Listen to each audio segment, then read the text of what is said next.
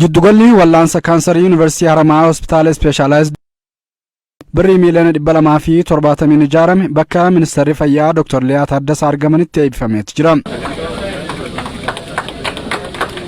Daarektarri olaanaan Kolleejjii Saayinsii Fayyaaf Wal'aansaa Harar Dr. Yaada Taadasee Hospitaalli Ispeeshaalaayizd Hiwoot Faanaa lammiilee miiliyoona 6 oliif tajaajila fayyaa kennaa jiraachuu himuun jiddugalli wal'aansa kaansarii ijaarame tajaajila kennamu daran dhaqqabamaa akka godhu mirkaneessaniitu jiran.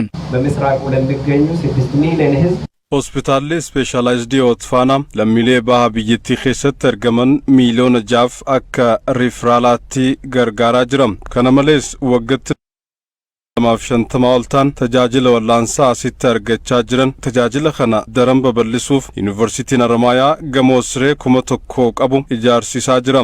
Jiddugalli wal'aansaa kaansarii har'a eebbisaa jirrus tajaajila kennamuu dhaqqabamaa gochuuf kan hojjetamedha.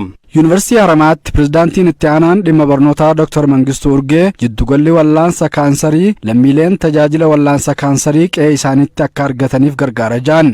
አሁን የጤና ሚኒስቴር በወሰዳቸው እርምጃዎች የኛን ዩኒቨርሲቲ ጨምሮ tarkaanfii amma Yuunivarsiitii keenya dabalatee fudhateen yuunivarsiitiilee fi iddoolee birootti jiddugalli wal'aansa kaansarii ijaaruu danda'uun lammiilee dhibee kanaan dararaman dhiyeenyatti wal'aanuuf dararaa isaanii hambisuu akkasuma hojii qorannoo dhibee kaansarii irratti godhamu deeggaruu keessatti gumaacha olaanaa qaba. Pirezidaantii itti aantuun naannoo Hararii fi walitti-qabduun boordii Hospitaala Ispeeshaalaayizd Hiwoot Faanaa Adde Misraa Abdallaa Hospitaalli Ispeeshaalaayizd Hiwoot Faanaa tajaajila isaa babal'isuun turizimii fayyaa babal'isuun imala badhaadhinaa jalqaba milkeessuu keessatti ጉማቸው አላና ጎዳጅራችሁ ድበተነት ጅራን በዛሬው ዕለት አገልግሎት የሚያስጀምረው የካንሰር ሕክምና ማዕከል በምስራቅ jiddugalli kaansarii guyyaa har'aa eebbifamuun tajaajila isaa ifatti jalqabuun baha Itoophiyaatti isa jalqabaa ta'e kun lammiilee wal'aansa kaansarii barbaadan dhiheenyatti dararaa tokko malee tajaajila akka argatan taasisa. Hospitaalli Ispeeshaalaayizd Hiwoot Faanaa baroottan darban jijjiirama ajaa'ibsiisaa jalqabe cimsuudhaan tajaajila wal'aansa garagaraa qulqullinaan dhiheessuun mul'ata baha biyyatti tajaajila fayyaa filatamaa dhiheessuun turizimii fayyaa Harar waan milkeessuuf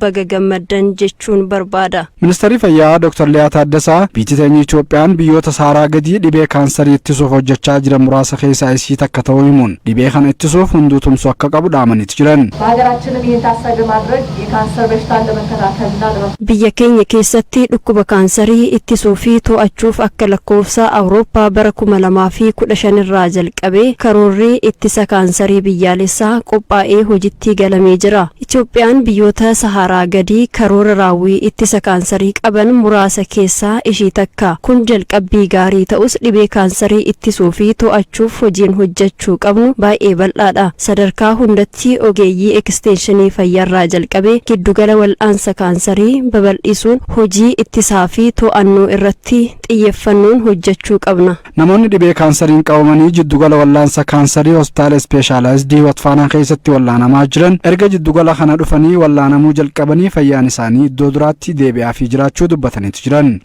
Dhukkuba kaansariitiin qabame akkasitti bakkuma kutuu geetti as dhufe arraan tan ammoo deebi'eetiin jira jechuudha. Duraan qoonqooliis waa takka gadiin kutan amma nyaachaatiin jira. Diridhaa dhaqeechirraa akkasitti nagad dabarsanii dhufe akkasitti asitti immoo tajaajila fudhadhee wayyaa'ee hara fayyaa deemu jira jechuudha. Tajaajila harkadheetii wayyaa'aa deemu jira akka bareedaa tajaajila nuuf kennu jira.